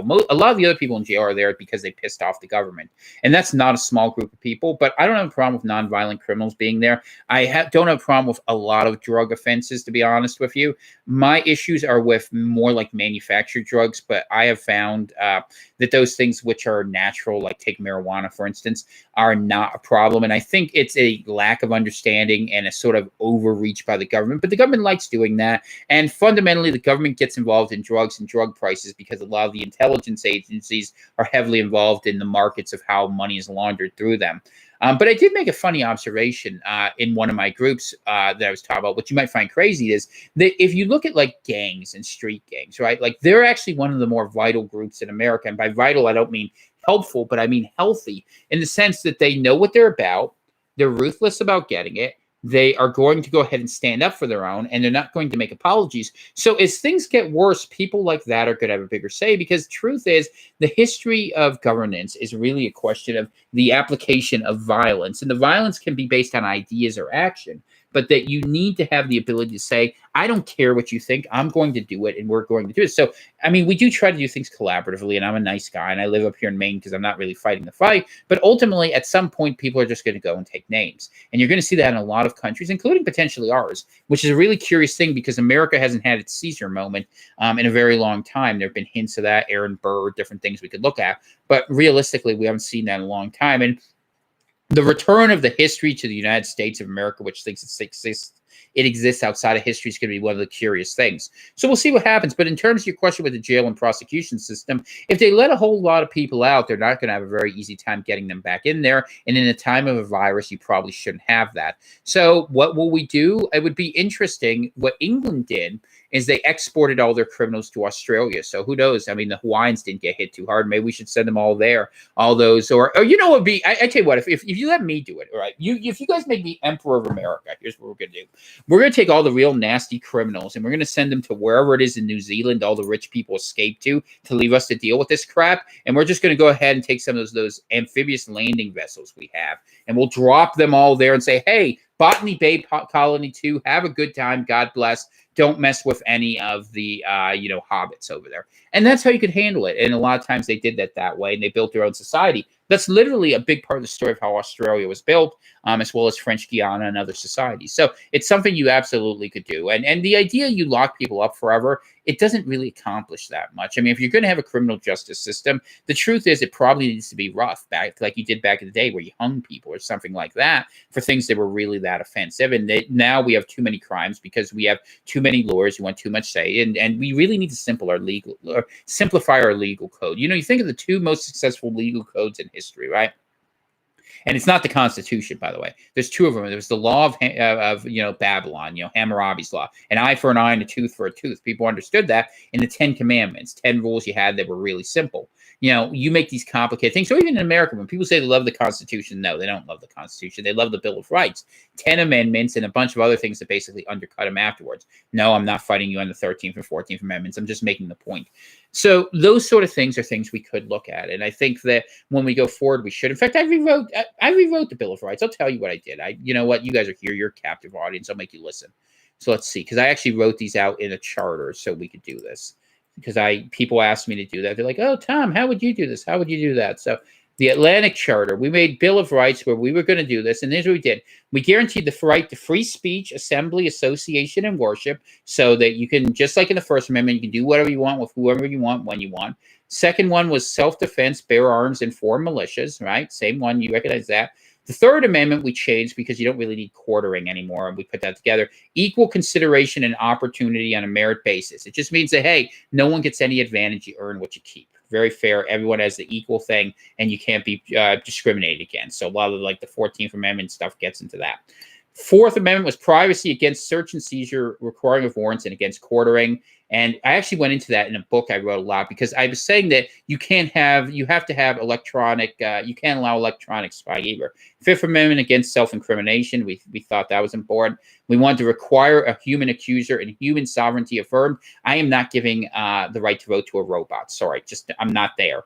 7 was criminal trial by jury or judge, right to appeal civil claims by judge, speedy trials. Number 8, this was good. Parental sovereignty and family integrity. That's to say you can't have the courts take kids from their families all the time like they do that, and you can't have them override them like the schools do. Number 9 was bodily sovereignty and health choice autonomy. So in other words, they can't stick you with things you don't want, and that's a big one going forward because this vaccine might be questionable. Number 10 was school choice, that they can't force you to go to school you don't want, and these are the ones you're going to love. No wage taxes and no homestead taxes. So you could actually own land, live on it, not have to pay the money that you earn. You'd pay sales and excise taxes or things like that. And we came up with the idea. It's pretty simple because we wanted to have people have actual economic liberty along with social liberty. And that's what I was actually working on. And that was the project I had a lot of people involved with before this happened. And now I have to deal with this stuff. But eventually I'm going to get back to it in New England. And hopefully I do it and bring the good people of New Brunswick and Nova Scotia along. And who knows, maybe we'll even convince the people in mass. I just wouldn't let Boston decide anything. Weird city, so many smart people, such bad politics. Really a testament to what corruption can accomplish in one place. All right, let's see. Alabama's going for it, but I'm staying on the ark. They laughed and no until it started to rain. I'm with you, Regina. Perfect. How about getting help from all the reptilian people living in the hollow earth, Tom? Well, don't you know we got to go under? You got to go under the wall of Antarctica on the flat Earth, right? And then you go to where the Germans are, past New Schwabenland, and you find where they're all living there, and that's where they go live in the middle lands of the Earth. Very interesting stuff, right? Although I will say one thing, if you want to read something interesting, you guys like rabbit holes, look at something called Operation High Jump and see where it leaves you. Let's see. Lorenzo says, I'm old enough to remember when the lefties were funny, clever ones. Will we ever see another National Lampoon magazine in the mainstream? The answer is no, because having come to cultural power, you're not going to see that emerge from the left again, because realistically, they were mocking people who weren't in power. If edgy humor exists, it's in the meme culture of the right. And look, it's always that way. Kids are going to hate you. It's the inevitable thing of the world. So actually, I was talking to a buddy. He's in here sometimes at Portland. Hardcore left-wing guy, and I was like, what we should do is we should have one right-wing area, like maybe in one area, and a left-wing area in the other one, so that way when our kids hate us, we can swap them back and forth and not have to destroy the government all the time. And that's how America worked. It was federalism. You had different areas acting differently, but now everyone's always trying to impose one-size-fits-all solutions, and you just can't do that. I mean, it really doesn't work. And maybe when we get to a position when everyone's able to kind of take care of themselves, we get decentralized, we make our own food, people will be less pricks to one another, and we can laugh and have conversations about things, because fundamentally, if we can live how we want on our land the way we want, I think people would be a lot happier. And I think that's something we should all aspire to. One thing I think that we really failed with in our civilization is people not living close to the land. And, whether you're a left-wing person like the hippies in Vermont or a right-winger like some of us up here in the hills of Maine, we all benefit from being close to nature and learning those lessons, because they're the lessons that resonate with us already. Louisiana is set to end lockdowns on May 15th. We'll see what happens. I'm glad that you agree with me, Carbon, about Slytherin. Do I think Mexican and African countries are underreporting deaths? So absolutely, they have to be, and I don't think they're doing it on purpose. They just don't really have the resources to do this well, except for Brazil. They're going to say there's none. And Tanzania. That guy's a hoot, man. You need to read about him, man. He had him testing everything just to go ahead and make it look stupid. How about selling T-shirts? Radical centrists making America great. Actually be like radical centrism right on target. Yeah, I don't know. If someone has a few $1 billion sitting around, I'll give you an empire you like, if that's what you want. But I mean, I don't think America should hold together. I mean, in all seriousness, we're different countries. New England is not the Deep South. It's not the Mid-Atlantic. It's not the Midwest. It's not the Texas area, the Great Plains. And they're beautiful nations. And I'm not saying we shouldn't have some confederation of some sort, but it's a bit like the situation of the Holy Roman Empire, where you had all those different German states.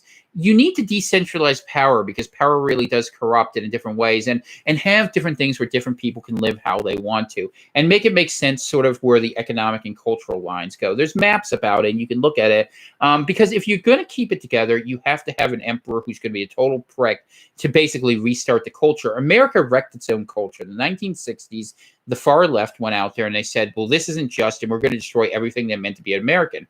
Now, I'm not saying that there weren't some big problems. There absolutely were, and that all the arguments they made were wrong. I'm not saying that. But I'm saying that you get rid of something, you've got to replace it with something else. And maximum tolerance, what does that really mean? That means I care so little about you that I won't do anything to change how you live. And what happens is history, if you understand it properly, is a passion play. It's the will to power, right? If you are willing to impose your will on others, you will ultimately see those groups succeed. And this is why you see a few big men, prophets, big movements, by and large are the people around which history revolves, and that will happen again. And we're starting to see the return of normalcy to politics after a time of fantasy. And there's pluses and minuses to it. The plus of it is civilization will move forward faster because there'll be more competition. The down of it is it'll be a more dangerous place. So you're going to have to be smarter, but you will be a better person because you will have to be, or you will die in consequence. This is a selective pressure coming from nature, and it will stop the lethargy that has been falling into people. This is, in the Victorian age, they would have called it social Darwinism. And now we're dealing with biological Darwinism in the purest sense in having to fight this virus. So great question. Do I think all the hand washing and sanitizing has made us more susceptible to corona along with these other and strange, mysterious diseases popping out? I think it might have had a small impact. I had someone say to me the other day, and I think it was a good point, that us staying home social distancing is going to make it so that when we are exposed again to normal pathogens, that we're going to be much more prone to getting sicker, harder, longer. It's like if you're someone who's a normal person and you walk into an elementary school, the petri dish of death that is children's influenza, you'll come out of that sick for weeks. And it is absolutely true. I used to have to do it when I was a town manager, and I started having meetings in my office just so I wouldn't get sick. Not because I dislike the kids. It's just that their immune systems are more robust because they're constantly exposed. I think that's probably the bigger fear, and that we should see that. And I wonder how that's going to react to the virus, especially for those who may be asymptomatic carriers and have it lodged in their system. So I don't know. Let's see. My thoughts on the conservative Christian group known as the Family or the Fellowship and its influence on American politics. So, well, I'm just going to talk about families in general, since I don't want to talk about anything in terms of any particular group. But I will say that coming back, I hope families come back from this. I mean, generational living is really important so you can learn lessons between people. It's what makes us much better, much more aware, and that we can learn from wisdom.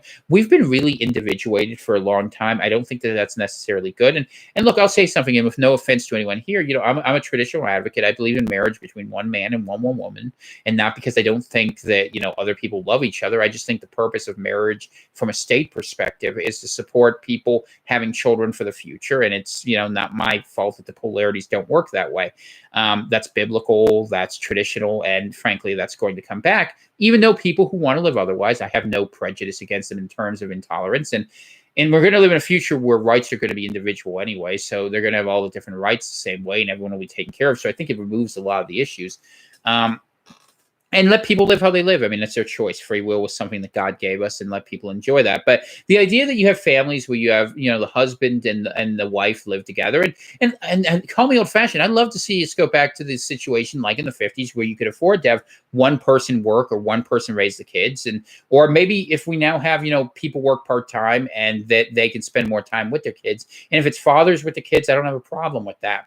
I think mothers are generally better at it because I think the feminine nature goes to that. I do think men and women are different, and any married man will tell you that that's absolutely the truth. And it's nothing against women or for men. It's just that we're different and we're wired differently because that's what nature did.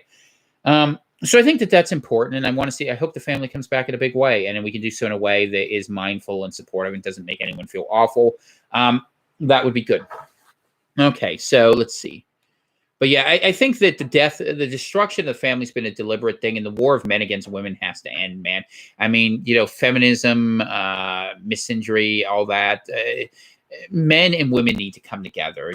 I am a big fan of women. I am a big fan of men, and we are both necessary. It is the interdependence that we need to recover. I mean, I guess this is the word. Like everyone who's mad about this virus talks about independence. I like to talk about interdependence, that the left and the right need to work together. The care and the responsibility need to go together. That's what radical centrism is. Men and women need to work together, and we need to recognize that we can be different, and we bring different things to the table that makes a stronger whole. You end up with a stronger society when you let women be women and men be men, instead of trying to force men to be like women and women to be like men. And that we do a lot of things in our society where we listen to the 5% that yell loudest and call out the most, rather than think about the 90% who really we could take care of. And it's interesting that that's really pushed by the hard left. And I have talked to so many lefties who say they're so sick of the people on that who go out there. Like even now, there's a guy who goes out there pretending to be someone else, trying to get dirt on me on every single show I have, who just wants to run hit pieces on me in this left-wing rag that's in supermarkets in Maine. This is what he does with his life. He has nothing better to do, even during a virus. Like he's literally mad I was right about the virus because it made me look good. And like, I can't imagine being that delusional, but this is what people are like. And there are people on the right just as bad, and I make fun of them too, who think that everything's about that you need to be able to get along with people. I mean, civilization is a social activity, right? All right. So let's see. Hey, Tom, going to be closing on a house, even if the market is overvalued. Isn't it better to use the fiat now while still worth something and the banks are actually giving loans? It's a fair argument, Steve. You might be right. I don't blame you for making the bet. And if you have the means to do it, I think it's not a terrible choice. I think the money will hold on a little. I put it this way: I think the housing market will collapse before the dollar collapses, but I think there's a very real risk of both happening, and it's entirely a reasonable proposition that I might not be right about that order. That is a guess. Let's see. Brian says, "What's your timeline on a vaccine if they can make one at all? If they have one and they didn't have it pre-made, it will take them at least 18 months. So what is that? Let's see. We're about 14 months out from here, maybe. And I am skeptical that they will have one that works. I do predict you will have a lot of stories of this go badly, just because it's never been done before, and that's just the fact of it. Have a book signing. I've had book signings, man. I mean." You know a little bit of my life, John, so you know some things. All right, Bert says, "Greetings from Brazil. Warm regards to your lady. I hope everything's good well for you down there in Brazil." Talking about you guys a little bit. Absolutely interesting. So let's see. National Lampoon Radio. Unfortunately, we're about 20 years ahead of you in Canada when it came to banning the offensive, but at least we had the magazine. Yeah, you know, I should tell you something. I used to get so many letters from Canadians who'd say, "We are so stuck and we're not allowed to say anything up here," and they were really frustrated about it. And there are some people who just don't believe it, but I will tell you, a lot of Canadians aren't happy with the way things are going. And the recession that we're having down here is going to be a really bad depression up there, because you have other problems on top of what we have, including some really bad debt to income ratios. And I suspect people are not going to be happy with Trudeau by the end of it, although I don't know if, what's his name, is it Shearer or Jason Kenney, the guy over there in Alberta, is much of a solution. We'll see what ends up happening. But I think that I really do believe genuinely that America and Canada need to be coming up with joint solutions. And I think in the future, we need to be linking our fates to one another. I've thought that for a very long time. You know, go read the Diane Francis book if you're curious, Merger of the Century. I understand there are differences, and I certainly wouldn't want to get rid of all the quaint provincialisms of Canada, but I would tell you, as part of something combined, you would have a lot more wealth, and that ultimately, I don't think you would have that much of a transition. And what I used to imagine was, in fact, that the northern half of the U.S. and Canada would maybe make sense together, the Southwest be its own thing, and the South be its own thing. And that's not an unreasonable idea of how it might shake out in the end. Although you could split the Northwest from the Northeast. It's just the Northwest is super individualistic and the Northeast isn't. So, anyways, Elon Musk is explaining an army of Daleks. Explain my politics, please. Gene, you're asking for way too big a question, man. If you want to ask a question about my politics, you can ask the question, but you're going to have to ask it a little more narrowly than that. Gore was a president of note. Cheap shot. Apologies. I will say in terms of my politics, I'm a pragmatist who believes in a structural approach to power. I believe that, and technically, if you want to know what I am a culturally motivated, politically centrist that believes in monarchism, because I believe you need to unite people. I believe in the primacy of culture over economics and politics. I believe in the search and truth is what builds a civilization. What unites a people are common beliefs that they have together and the ability to build kin groups over time. So that's where I start. I start with the question of culture. If you're for the French here, or the Canadians, I actually agree with the Quebecois idea of interculturalism, and that's kind of how I approach the question. But Americans are notorious structuralists. So what I tend to sound like when I talk about economics, I tend to sound a little bit like a lefty. When I talk about social policies, I tend to sound like a righty. But the truth is, I really don't fit into either category. If they're here and here, I'm the top of the triangle. I'm trying to connect the best things, which is to say you need enough conservation of morals and values to hold people together across generations and be invested in one another. But you also need an economic system that allows everyone to flourish and has enough of a safety net for people to survive. So that's my own thought. And then if you have a question on individual issues, that's it. And if I've been dabbling in identity politics over years, it's because I had to literally watch the last 10 years people who look like me be blamed for everything that was out there. And I recognize that when that happens, it's not long before you end up in the gulag. As a student of history, I wasn't going to just sit there and watch that. And now that that world went away, I can just go back to being the kind of chill 90s guy I like being, trying to bring people together because, I hope, and I actually do hope and pray we get out of the world of identity politics based on superficialities and we come to seek common truth. So that would be absolutely helpful. Who was my favorite doctor, man? Oh, I don't know. Maybe Tennant, I think, maybe. We'll go with that. That's a good call. Doctor Strange is climbing out of his box. Is he doing it? You got to watch for him up there. Cumberbatch would sneak up on me. And I got Littlefinger back there, too. You can see him hanging out there with Sansa. It's health to put on the tinfoil hat sometimes, known as Nerf darts, as addition to the mind control beams. Yeah. No, you need to be smart about things. ELF is a real thing, right? Mornings are for coffee. What foods are for coffee and contemplation? I wish my mornings were for contemplation. I give up my most relaxing time of the day for you guys. I hope you appreciate it. So, but we're doing here. We need to do what's going forward. All right, Corona Respector. What foods will be scarce first? Pork, beef, eggs. And I think we're going to have a bad time with some of the berries and apples. Anything that gets picked by migrant labor is going to be low in supply. So keep an eye on that. That's going to be there. Marching band, Mom. My comment, I'm not going to slow up. We need to keep up. My stream of conscious dialogue cadence is no joke, but your paraphrasing of the medical is valuable. Well, I try. I mean, I try very hard to do that. Aside from stomping all over northern Mexico, we had a huge army on the border. We did. What predictions do you have for Stranger Things 4? Well, they're going to Russia, right? So I bet you they copied the Rocky IV theme, where they start out with a bunch of Russians as bad guys, but someone ends up being the good guy over there. I think that would be it, and we'll see what ends up happening with that. So I don't know. Thanks, Deb, for complimenting me on the haircut. I appreciate that. Very, very nice here. Start another channel, talking about historical. Yeah, I might do pop culture kitsch when we're done with this virus, if we are. I mean, I've been trying to think of how I want to transition, because I've told Dana, after I get to episode 100, I'm going to start doing this a little differently. I'm going to balance it differently. I have more fun doing this, although I reach a far smaller audience in YouTube. If I ever got big, YouTube would throttle the hell out of me. And I know that too, but and the other audience likes the hard information. I don't know. We'll see how it evolves. I really don't know where it's going to go, and if it gets crazier. I mean, things I like to talk about. Like, I honestly would love to maybe even do some stuff where I talk about faith a little bit on Sundays. I would like to talk about pop culture on other days. I would like to be able to talk about politics, but when I do, YouTube will ban me. I know that, because that happens.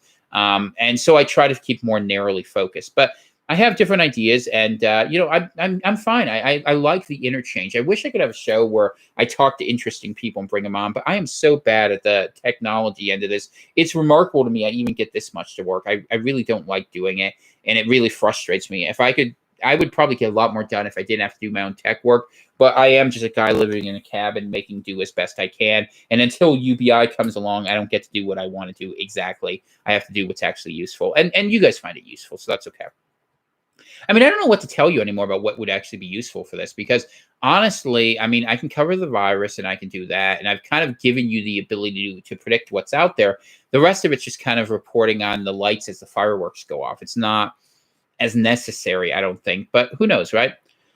Let's see. I'm in Cook County and still seeing cases go up. Crazy how 70% of COVID admits in New York were from home. Nursing homes, I think that's absolutely true. Would love a history episode. Thoughts on Dan Carlin's podcast? I don't listen to it, so you'd have to tell me something about it. Let's see. I didn't forget Wilson signed those things. I said all of them. Oh, the direct election of senators. That's true. Yeah, that was not a win either. That really kneecapped the states. Absolutely. Let's see. But I'm glad that you agree with me, Samsung. That's good. Brian, thank you for your support. I appreciate that, for the fist bump. Really like the show you did this morning. Appreciate you sharing more on your show. Question, can we still buy your book on how to prepare for the pandemic? And I look good, bold. That's why I'm saying bald, and my husband's bald. I would be happy to. It's dated, I guess. But if you really want, shoot me an email at coronaviruscentral.pm.me. I have 6 copies left of it, actually, from when I bought them myself. So one day it might be a hell of a collector's item since Amazon shut that down. I will say that it is dated, the evidence in it, but it would be interesting to you as a general thought for preparedness, and it would show you just how far ahead of the curve I was here. Rob, glad to hear you're a history major, man. I love history. Awesome. And glad you got my back, John. So my tweet earlier about space, what you're looking for. So I'll tell you something. I saw something. I spent some time in Pole, in case you didn't know. I've been, saturated in the waters of 4chan, but it might not have been there. It might have been Godlike Productions. And there was this weird video of a wheel in the sky that looked just like a spaceship, sort of, but it also looked about like the description of an angel that you see in the book of Ezekiel in the Bible. And it's really weird. There was an asteroid that nearly hit the Earth the other day that no one's even been talking about, that Comet Atlas. They launched the Space Force. all of this weird stuff with space, a lot of UFO disclosure stuff happening.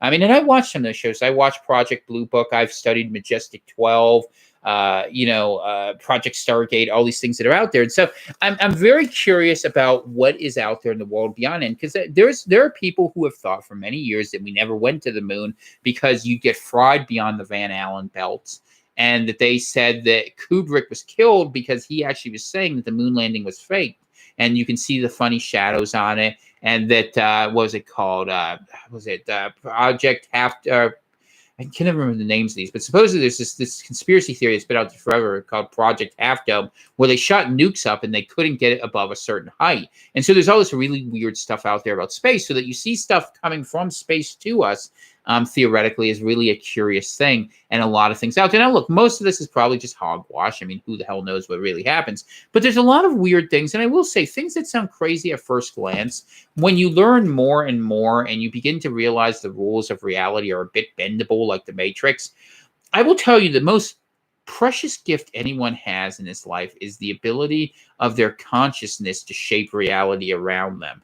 And once you begin to learn to employ that, you will be surprised at the difference you can make in your own life. But this is somewhat esoteric, and I know a lot of people who are habituated to empiricism and objectivity will have a very hard time believing this. But reality does actually sort of care what you think. And in the Bible, it says, where two or more gathered in my name, you can see mountains move, right? And so ultimately, what is objective reality? It's two people agreeing upon a set of facts and acting as if they're true, and then reality takes on the characteristic of what those people believe. If you don't believe that, look at all the things that are not objectively true in our society that we treat as true, and therefore functionally they behave that way. Why should the universe function any differently than our society to that regard? Or why should we think more accurately our society isn't a reflection of the universe? So I think that is one of the things I wanted to mention. And I mentioned it with regard to space, just because I've seen a lot of weird things about disclosure. And for what it's worth, if there are aliens out there, I have always thought of them as trans-dimensional beings, because honestly, 3 dimensions is a very small way to look at reality. And there very, very well may be more. And the thing that's wonderful about the universe, the nature of its expansion, is there will always be unknowns we can't know. So the opportunity to be perpetually surprised and have that delight of a child of seeing something new for the first time is always out there. So I'm always keeping my eyes open, and I'm willing to believe a lot. And because I've seen things I would have never believed that were true, that were actually true. And who knows? Maybe one day, if I ever end up in a position of like real authority, maybe I'll tell some stories about what really happened, and I'll give you full disclosure about the stuff you're not allowed to know, except most people would not be able to handle it. I have no doubt of that. The incessant infighting on the dissident right is so tiresome. No kidding, right, Brian? Dan says, do you think they will have mortgage payment relief for homeowners in the near future? I think what they will do instead is they will probably give you money directly. But it wouldn't be a bad idea. If it happens, it will probably happen at the state level. But I haven't seen it. Mitch McConnell is really dead set on not helping anybody. Don't know what to say. Let's see. I've been setting aside plastic containers to start my seedlings. Dana's idea from the early shows. Yeah, a lot of things you can buy. If you don't know how to grow anything else, get some plastic cups, the kind used for beer pong. Go out there, put plants in there with roots like celery, green onions, leeks, bok choy. Pick what you want. Cut off, leave 2 to 3 inches, a little bit less than that. You can look it up online, and you can grow these things indefinitely. You never have to grow green onions again if you know how to do that. What do I think about Neil Ferguson and the high sham study? I have to take a look at that. I haven't had a chance to yet. I probably should have, but I ended up having to do some things this afternoon. How low do I think the housing market will drop worse than 2008? Yes. What happened in 2008 is they over-leveraged the loans, but the economy fundamentally wasn't that weak, and it really hit 5 states really badly. I think it was California, Texas, Florida. It was like Nevada and Arizona. It hit states out in the southern tier in the Sun Belt where they overgrew it. This is different. The fact is you're going to have 30 million people who are going to be unemployed, underemployed going forward. And keep in mind, about 90 to 100 million Americans were out of the economy anyway. So now you're going to have to redistribute money. The thing is, though, there is still a lot of money in America, and there's a lot of real wealth, but you're going to see a re-rigging of the assets. And what I suspect you're going to see is the ultra-rich are going to throw the rich on the plate, take away their wealth, go ahead and consolidate more, and you're going to have new super feudal lords like Duke Bezos out there. So that might be a way you solve it. Historically, that's kind of how it happened, and that's sort of how it happened as Rome transitioned into the Middle Ages. Let's see what else we got here. I have private correspondence with you, and I'm curious if you prefer email versus letter to the CVC PO box. Either way is fine for you, Rob. Whatever you feel more comfortable with. My Proton Mail, which is what I use for the base of Coronavirus Central at pm.me, is secure. I know that. But conversely, if you want to send something by print, I love print correspondence as well. Either works as well. So thank you for that, and I look forward to seeing it. Good to see you, Blitz. Glad you're here. They had the Wheel and Sky over South Africa this week here. Dan Carlin's history podcast. I think he might outrun you time-wise. Yeah, brevity is not necessarily my strength, but to be honest, we're in a quarantine. If we were in a different time, I could go ahead. I mean, you guys saw, I went ahead and I told you that 4-hour episode in 5 minutes, and I had people wanting to kill themselves after they listened to it. I could do it, but it's better for you that I take my time. I'm giving it to you nice and easy. I'm letting you warm up, you know? On the UFO topic, research Skinwalker Ranch if you want to know crazy stuff. Fed spent millions studying the place. It's very crazy, and there are insane stories. Man, I tell you the truth. So there is a program on the History Channel. The guy who brought his name is Brandon. I can't remember his last name, but they're doing active investigations there right now on History Channel. Really an interesting show, and I would highly recommend it. Dana and I watch it every week, and it's very interesting. No, I've studied things for years, Roswell, all of that. I was, when I was a kid, when I was in junior high, actually, I had something called the Bermuda Triangle Club. Whatever happened to that, by the way? Is people of a certain age, do you remember that they used to talk about the Bermuda Triangle all the time? Now you never hear about that. Did that like go away, or did it move? Because there was the Bermuda Triangle and there was the Devil's Triangle, and things disappeared there. Did we just figure out like we got to deal with whoever was under there, and that didn't happen anymore? But that was like the thing. Science proved the human brain can function in 11 dimensions about 2 years ago. Well, there you go. And I'm in about 7 of them. So absolutely. And Marina's right. It is the wave versus particle experiment. Glad you started a celery before the show. So let's see. Thoughts on the just world phenomenon. So I got to look because I know things, but I don't necessarily know the names of things. So I got to look at this real fast. The just world phenomenon is the tendency to believe the world is just and that people will get what they deserve because people will believe the world is fair. Yeah, look, the world isn't fair. The world is what you expect of it, though, a little bit. I actually do believe in, what's it called? The power of attraction, right? That things tend to happen the way you want them to happen. And I will tell you something funny. Y'all are going to laugh at me, but I'll tell you this. When I was working on New Albion, and I said, okay, because originally I was going to say, I'm going to set this up and let the people pick who's going to lead. And people say, no, Tom, you got to do it because you're this generation's Jefferson. I had someone who was very smart tell me that. I was like, okay, I don't want to do this. This never ends well, but I'll do it. I'm like, I'm going to act like a king. I'm going to take responsibility like a king. And I am going to go and I'm going to say that I'm going to care for my people. My people are going to be the people I care for. And I took responsibility for people. And I will tell you, it changed my personality, taking on the air of, even if it's assumed, and I know I'm making it up in my head, and that's fine. But I made it up because I thought if I changed how I saw myself, it would change how I interact with people, my bearing, and the way I approach the world. And that's how belief changes reality. When you choose to believe things, that's what being born again is about. If you're a Christian, you change the way you are in terms of what you believe, and it changes the world around you. Because the only thing you can control in this world is how you respond to the challenges before you. That's all it is. So yeah, I'm glad that you guys remember the Bermuda Triangle. That thing, I want that to come back. I want an update. Unsolved Mysteries, perfect show. I want someone to do an update on what's happening on the Bermuda Triangle. Maybe if this all fails, here's what I'll do. I'll get a boat. We'll convince Dana to go down there. She probably wouldn't want to go on a boat, but she'll probably go because she likes sea turtles. So we'll have to spend some time, and I'll have to agree to go in a shark cage because for some reason that's on her bucket list, and I don't want to do it because I watched Jaws. But anyway, we could do that, and we'll just go, seek out mysteries. I'll do like what Jesse Ventura did, but I'll go out there and I'll like report on mysteries. That would be a fun life. If I thought people could actually take charge of things and I could just do something I like and give up all my responsibilities, I'd love to do that. And the commentary would be ridiculous because you know how insane of a researcher I am. I'd be like that guy in like the Woody Harrelson character in 2012. Anyway, but back to serious questions. Brian asked, what do I think the total deaths will end up at the U.S.? Man, I have no idea. I think that if it doesn't get any worse, I mean, the projections I've seen are going upwards to 200, 240,000. But if ADE is bad, that number is going to jump 5, 15%. I really don't know how big it can get. I mean, I am genuinely terrified of how big those numbers could get. And I will tell you, what we have to watch for is the example of if this disease seems to take a change for how it's behaving. If it stays like, I mean, it's like, and I guess I should ask Brian too, because I want to clarify the question on what time frame. I think in the medium to longer term, this is going to evolve into something nasty, and we're going to have to really rethink society around this, because I think something ugly is going to come around this, and I don't know how we get around it. I really don't.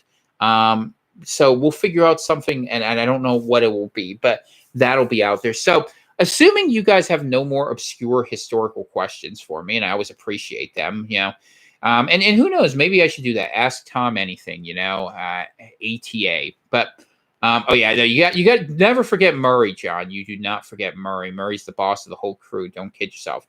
And he would definitely be with us because he's an Ecuadorian, from the Galapagos Islands.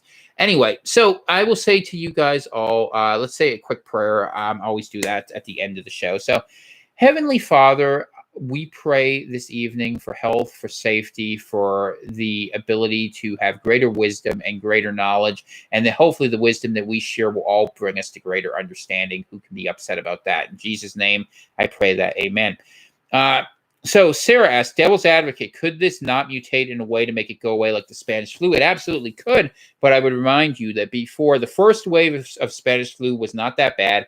The second wave was absolutely terrible, and the third wave was nothing at all. So what I would suggest to you is, yes, it could go that way, and in fact, it could go back and forth and jump. And so that is an absolutely fair suggestion, but I will tell you that I am not so much thinking it's going to mutate to get worse. I'm more thinking of how it's going to recombine. People are looking at the mutations too much and the recombination not enough. Recombination is the means whereby the different strains of virus that pick up mutations can connect to one another. And I'm a bit worried how it's going to connect. And I think one thing no one's talking about that I'm afraid of, just based on my reading of it and a little bit of dark thinking, based on what I'm learning in virology, is if you have this jumping between species and you have a recombinant strain between, say, a porcine COVID and a human COVID, if that could make a disease that's maybe not more virulent in terms of using it in a lab in a petri dish, but if you combine those attributes and it makes it where an ADE type effect comes forward, that's what I'm really afraid of. And I think given the gain of function item out there, that's going to be a real issue out there. So we'll see. And look, I'm using my dark theories of what could happen out there, but they are virologically sound that these things are possible. And I tend to find that things, if it can happen, do happen. So do be aware, do be safe. We're going to go into the weekend here. I hope you guys all have a very good weekend. Thank you for spending a couple hours with me this evening, asking your questions, and we'll see what I come up with for ridiculous schemes next week. I know you guys want me to do the plaid wizard, so we'll see if I can figure something out for you guys that will be like that. I keep saying, I will do the plaid wizard. You guys have my address. Someone send me, and I know I got seamstresses out there. You send me the plaid hat with, get a pylon, whatever, and I will go ahead and wear it, and I'll do something. I don't know what I'm going to do. Maybe I'll sing Bibbidi Bobbidi Boo, but I'll come up with something because I'm here to entertain you and have a little bit of fun so we can all decompress after another long week of virus watching out there. And if you guys need any help, just send something to me. And thank you for the thoughts and prayers, especially for Dana. Her health has been challenging lately, and we definitely need those. Remember, if you speak kind words over people, good things happen. Don't speak curses over people unless you really mean it, and try not to mean it. It's not a good thing to do. All right. God bless you guys. Have a good night.